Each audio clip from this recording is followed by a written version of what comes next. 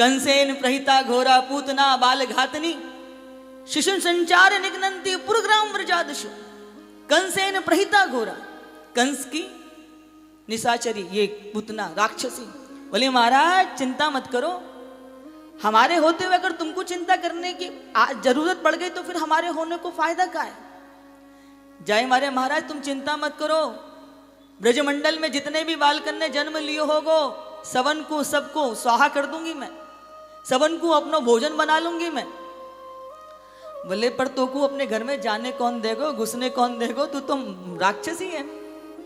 तो पूतना बोली चिंता मत करो, ऐसा माया को सुंदर रूप धारण करूंगी, सब देखते रह जाएंगे। और बंधुओं यहाँ पूरे ब्रज के अंदर आनंद मच रहा है, अभी तो सब लोग लाला के होवे की खुशियां मनावे लग रहे हैं। यहाँ नंद बाबा ने अहूत दक्षिणा सबको वितरित की है। 9 लाख गाय नंद बाबा के हैं, 80 साल की मैया हो गई और 75 वर्ष के नंद बाबा हैं। और हमारे यहाँ एक बड़ी सुंदर कहावत है कि बड़ी बहू बड़े भागते मिले, चौथोपन लग गयो नंद बाबा को।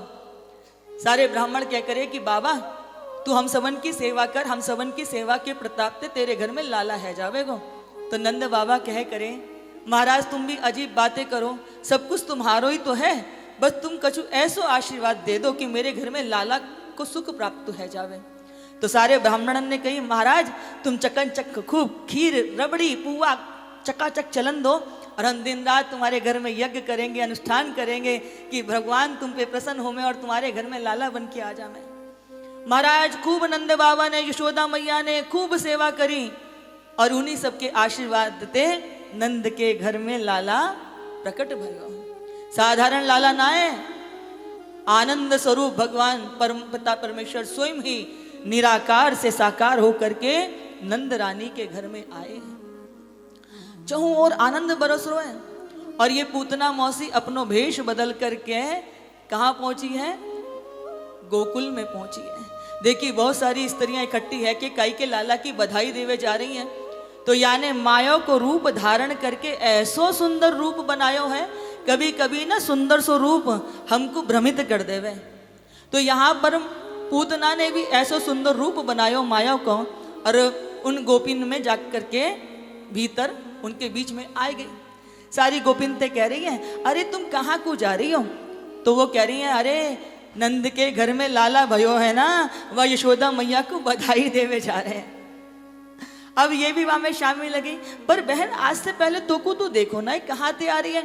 अरे फलाने फलाने वहां ते आ रही हूँ मैं, बहुत दूर की रिश्तेदारी है, मोको भी पता चलो या बुढ़ापे में ही सही पर कम से कम घर में लाला को सुख तो मिलो। तो सबरे काम काज छोड़ करके लाला की बधाई देवे के लिए चली आ रही है। भैया सब घर में पहुंचे, बधाई हो बधाई हो बधाई देवे लगे।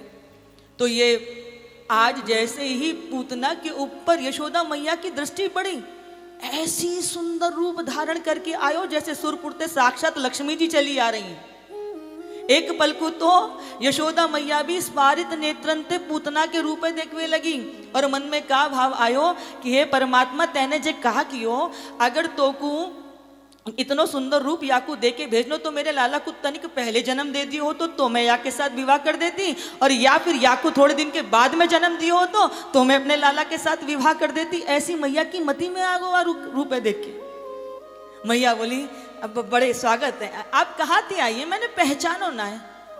तो पूतना ऐसा अभिनय कर रही है बताओ हम तो अपने घर के काम काज सब एक तरफ धर के या यशोदा के लाला को बधाई देवे के लिए आए हैं और ये हमसे पूछ रही है कहाँ थे आए हैं। अरे तुमने हमको पहचानो ना, तुम्हारे घर में लाला भयो है या के मारे हम अब सब कुछ छोड़ के आ गए।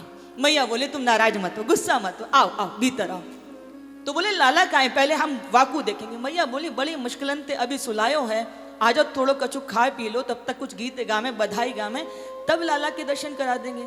भीतर सब लाला के दर्शन करवे के लगे पड़े। तो याने भी सोची कि चलो बैठ जाऊं तनिक पहले सब बाहर आ जा, मैं तब अकेलो अवसर देख करके अपनो काम करूंगी। अब यानी देखो कि मौको अच्छो है तो यानी यशोदा ते कही तनिक मोको लाला को दिखा दो, मोको बड़ी दूर जानो है। यशोदा मैया व पूतना ते कहवे कि बहन तू अंदर चल मैं आ रही हूँ। पूतना ने सोचो मौको अच्छो है, मैया तो यहाँ में थोड़ा अपने सवंते मिलवे विलावे में लगी पड़ी है, बहुत सुंदर मौको है, भीतर जानो चाहिए। अब का भयो जैसे ही पूतना मौसी भीतर जावे लगी, तैसे ही भीतर कन्हैया ने अपने नेत्र बंद कर लिए। ब्रज के संतों ने बड़ी बड़ी सुंदर भाव उपमाएं व्यक्त की हैं। संत कह रहे हैं कि यहाँ पे कन्हैया ने अपने नेत्र क्यों बंद कर लिए? तो एक बड़ा सुंदर सा भाव है।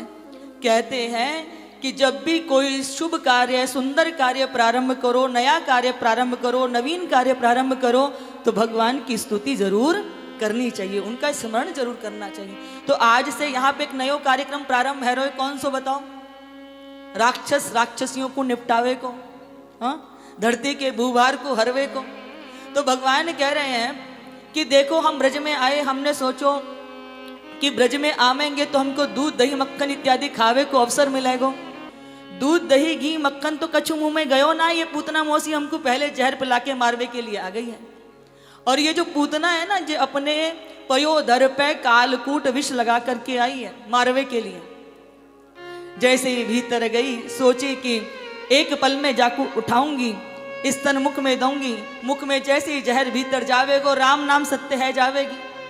जैसे कोई रात में सांप को रस्सी समझ के उठा ले वे, ऐसे ही पूतना मौसी ने साधारण जगत को बालक समझ के लाला को आज अपने अंक में ले लियो है। जैसे ही मैया ने व पूतना ने अपने अंक में लेकर के लाला के मुख में पयोधर दियो है, तैसे ही कन्हैया ने पहले का कियो है, वह पूतना मौसी के जहर को पान कियो है। पूतना सोच रही है मर चौना रो है, अभी तक ये जिंदा है।